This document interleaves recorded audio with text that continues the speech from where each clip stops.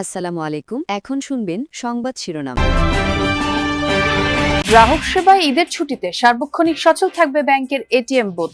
পর্যাপ্ত টাকা রাখার পাশাপাশি নিশ্চিত করা হবে নিরাপত্তা, নেই ভোগান্তির আশঙ্কা।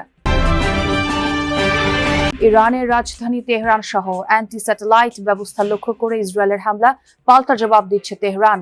নতি না স্বীকার করার ঘোষণা পেজেশকিয়ানের। ঈদের ছুটিতে দলে দলে বাড়ি ফিরছে মানুষ, ট্রেনে স্বস্তির যাত্রা। মহাসড়কে চাপ থাকলেও বাধেনি বড় ধরনের যানজট, হুড়োহুড়ি নেই লঞ্চে। ঠাকুরগাঁয়ে অস্বাস্থ্যকর পরিবেশে ক্ষতিকর রং মিশিয়ে তৈরি হচ্ছে লাচ্ছা সেমাই। অনুমোদন ছাড়াই গড়ে উঠেছে অনেক কারখানা। এতক্ষণ শুনছিলেন সংবাদ শিরোনাম, এখন শুনবেন বিস্তারিত। নিয়মিত ব্যাংকিং বন্ধ থাকায় ঈদের ছুটিতে এটিএম এ লেনদেন বাড়ে কয়েক গুণ বেশি। তাই এই সময় প্রতিটি বুথে পর্যাপ্ত টাকা রাখার পাশাপাশি নিরাপত্তা নিশ্চিত করার নির্দেশনা দিয়েছে বাংলাদেশ ব্যাংক। ব্যাংকাররা বলছেন, গ্রাহক সেবা নিশ্চিতের সব ধরনের উদ্যোগ নিয়েছেন তারা। ছুটির সময়ে কেন্দ্রীয়ভাবে 24 ঘন্টায় পর্যবেক্ষণ করা হবে প্রতিটি বুথ। সোমবারই শেষ হয়েছে নিয়মিত ব্যাংকিং কার্যক্রম। বুধবার নির্বাহী আদেশে বন্ধ ঘোষণা করাই আজ থেকেই শুরু ঈদের ছুটি। বুধ ও বৃহস্পতিবার বিশেষ ব্যবস্থায় ব্যাংকের কিছু শাখা খোলা থাকলেও নিয়মিত লেনদেন বন্ধ থাকবে 7 দিন। এ সময় নগদ টাকার চাহিদা পূরণের একমাত্র মাধ্যম এটিএম বুথ। কিন্তু বুথে পর্যাপ্ত টাকা না থাকা এবং যান্ত্রিক ত্রুটির কারণে অনেক সময় বিড়ম্বনায় পড়তে হয় গ্রাহকদের। ভোগান্তি এড়াতে এবার আগেভাগে উদ্যোগ নেবে ব্যাংক, এমন প্রত্যাশা গ্রাহকদের। আমরা অবশ্যই চাইবো যে যেন এটিএম সেবাটা যেন অবশ্যই স্মুদার থাকে, যেন আমরা অবশ্যই ট্রানজেকশনটা যেন সাধারণ মানুষ যেন ট্রানজেকশন করতে পারে, টাকা পয়সা লেনদেন করতে পারে। আমরা অবশ্যই চাইবো যেন স্মুথ একটা ট্রানজেকশন হয়, টাকাটা মানুষ এসে তুলতে পারে যাতে মানুষ ভোগান্তি না পড়ে। এটা আমরা জনগণের কাছে চাই এবং প্লাস ব্যাংক কর্তৃপক্ষের কাছে আমাদের একটা দাবি। এটিএম এ পর্যাপ্ত পরিমাণ টাকা থাকা দরকার এবং নেটওয়ার্কের একটা সমস্যা থাকে, এটা যেন না থাকে। এই দুইটা জিনিস থাকলে আমার মনে হয় খুব ভালো হয়। গ্রাহক সেবার বিষয়টি মাথায় রেখে ঈদের ছুটিতে এটিএম বুথ সার্বক্ষণিক সচল রাখার নির্দেশনা দিয়েছে বাংলাদেশ ব্যাংক। পর্যাপ্ত টাকা রাখার পাশাপাশি নিশ্চিত করতে বলা হয়েছে নিরাপত্তাও। এটিএম বুথগুলো যে ব্যাংক স্থাপন করেছে তাদের ব্যাংকের ব্যবসায়িক উদ্দেশ্যে, সেই ব্যবসা যদি তারা না করে, দ্যাট ইজ গ্রাহককে যদি সেবা না দেয়, তো তার তো নিজের ব্যবসায়িক সুনামি তো ক্ষুণ্ণ হবে। অর্থাৎ ব্যাংক নিজের স্বার্থেই চাবে তাদের ইগুলো যাতে প্রতিটি এটিএম মেশিন বা সিআরএম মেশিনগুলো কার্যকর থাকে এবং পর্যাপ্ত অর্থ দ্বারা লোড করা থাকে। ব্যাংকাররাও বলছেন, নিরবিচ্ছিন্ন সেবা দিতে সব প্রস্তুতি আছে তাদের। এটিএম বুথে টাকার কোনো সংকট হবে না। ছুটির মধ্যেও 24 ঘন্টায় প্রতিটি বুথ পর্যবেক্ষণের মধ্যে থাকবে বলেও আশ্বাস দিয়েছেন ব্যাংকাররা। এই ঈদের এই দীর্ঘ যে ছুটি, 7 দিনের ছুটি পড়ছে, এটিএম বুথে পর্যাপ্ত ক্যাশ থাকবে এবং ক্যাশের যেন কোনো প্রকার ঘাটতি না হয় এবং অন্য কোনো প্রকার সমস্যা যেন না হয়, সেই জন্য আমাদের কর্মকর্তাগণ সেন্ট্রালি এটা সারা বাংলাদেশে মনিটরিং করে থাকবে। ঈদের ভিতরেও ছুটির ভিতরেও তাদের সার্ভিস আমাদের টিম কাজ করবে।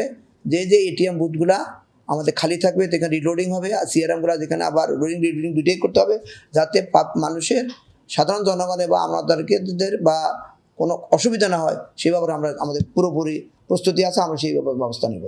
কেনাকাটা সহ বিভিন্ন লেনদেনে ব্যবহার বেড়েছে কার্ড ও মোবাইল ব্যাংকিং এর, তাই নগদ টাকার চাহিদা আগের চেয়ে কম।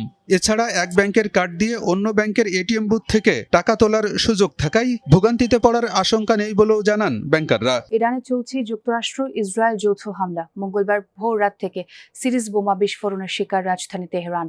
টানা মিসাইল হামলা চলছে শহরের বিভিন্ন অঞ্চলে। ইরানের একাধিক সামরিক স্থাপনার পাশাপাশি টার্গেট করা হচ্ছে মহাকাশ গবেষণা কেন্দ্র। অ্যান্টি স্যাটেলাইট ব্যবস্থা লক্ষ্য করে হামলার দাবি করেছে ইসরায়েল। আক্রান্ত হচ্ছে খারাস, শাহরিয়ার ও সিরাজ শহরও। অন্যদিকে ইরাকে বাগদাদের মার্কিন দূতাবাসের কাছে পাওয়া গেছে বিস্ফোরণের আওয়াজ। রাজধানী গ্রিন জোনে ড্রোন হামলার জেরে আগুন ধরে যায় একটি হোটেলে। ভবনটি দীর্ঘদিন ধরে ব্যবহৃত হয় ইউরোপীয় কূটনীতিকদের আবাস হিসেবে। কাছাকাছি রয়েছে ইউরোপের বিভিন্ন দেশের দূতাবাস। কাতারের যুক্তরাষ্ট্রের আল উদেইদ বিমান ঘাঁটি লক্ষ্য করে ইরানের ছোড়া কমপক্ষে 14টি ড্রোন ধ্বংসের দাবি করেছে দোহা। আইআরজিসি ড্রোন প্রতিহতের দাবি করেছে সংযুক্ত আরব আমিরাত। আগ্রাসীদের কাছে কখনো নতি স্বীকার করবে না ইরান। ভবিষ্যতে ইরানের ভূখণ্ডে আর কোনো হামলা হবে না, এই নিশ্চয়তা না পাওয়া পর্যন্ত যুদ্ধ বন্ধের কথা বলা অর্থহীন। সামাজিক যোগাযোগ মাধ্যম এক্সে দেয়া পোস্টে এমন মন্তব্যই করেছেন ইরানের প্রেসিডেন্ট মাসুদ পেজেশকিয়ান। বলেন, যুক্তরাষ্ট্র ও ইসরায়েলের সাথে যুদ্ধ ইরান শুরু করেনি। আগ্রাসনের বিরুদ্ধে দেশকে রক্ষা করা তেহরানের অধিকার। আঞ্চলিক মার্কিন সামরিক ঘাঁটিগুলো ব্যবহার করে ইরানের বিরুদ্ধে পদক্ষেপ বন্ধের দাবি জানান তিনি। বলেন, ইসরায়েল যুক্তরাষ্ট্রের আগ্রাসন উপেক্ষা করলে মধ্যপ্রাচ্যের শান্তি প্রতিষ্ঠা সম্ভব নয়। হামলাকারীদের বিরুদ্ধে চাপ তৈরিতে আন্তর্জাতিক মহলের প্রতি আহ্বানও জানান। চলমান যুদ্ধ ইস্যুতে ফ্রান্সের প্রেসিডেন্ট ইমানুয়েল ম্যাক্রনের সাথে ফোনে আলোচনা হয়েছে বলে জানিয়েছেন পেজেশকিয়ান। ইরানের সামরিক সক্ষমতার সঠিক আন্দাজ না করেই যুদ্ধে জড়িয়েছে যুক্তরাষ্ট্র ও ইসরায়েল। অপরদিকে 4 দশকেরও বেশি সময় ধরে যুদ্ধের প্রস্তুতি নিয়েছে ইরান। তৈরি করেছে অত্যাধুনিক মিসাইল আর কম খরচের ড্রোনের ভান্ডার। সময়ের সাথে সাথে যুদ্ধে নতুন কৌশল এনেছে। আগে চেয়ে অনেক কমিয়ে আনা হয়েছে মিসাইল হামলার সংখ্যা। এর কারণ ব্যাখ্যা করে বিশ্লেষকরা বলছেন, চলমান যুদ্ধ ক্রমেই কোণঠাসা হয়ে পড়ছে যুক্তরাষ্ট্র ও ইসরায়েলের যৌথ বাহিনী। যাত্রীরা কিন্তু তাদের স্বস্তির কথাই বলেছেন। এখন পর্যন্ত তারা বলছেন যে সময় মতোই গাড়ি আসছে এবং তারা সেই গাড়িতে চেপে তাদের যে বাড়িতে সেই বাড়িতে তারা যাচ্ছেন। এবং এখন পর্যন্ত যেহেতু মাত্র শুরু হলো ঈদ যাত্রা, বলা যায় যে 7 দিনের যে ছুটি, সেই ছুটির প্রথম দিন আজকে, তাই ও সকালের দিকে কিছুটা যাত্রীচাপ ছিল, কিন্তু এখন যাত্রীচাপ অনেকটাই কম। ধারণা করা হচ্ছে যে রাতের দিকে আবার অনেক মানুষ বাড়ির পথ ধরবে। এবং এখনও সরকারি অফিস আদালত ছুটি, কিন্তু বেসরকারি অফিস আদালত কিন্তু এখনও, বেসরকারি অফিস বিশেষ করে গার্মেন্টস কিন্তু এখনও অনেক গার্মেন্টস ছুটি হয়নি।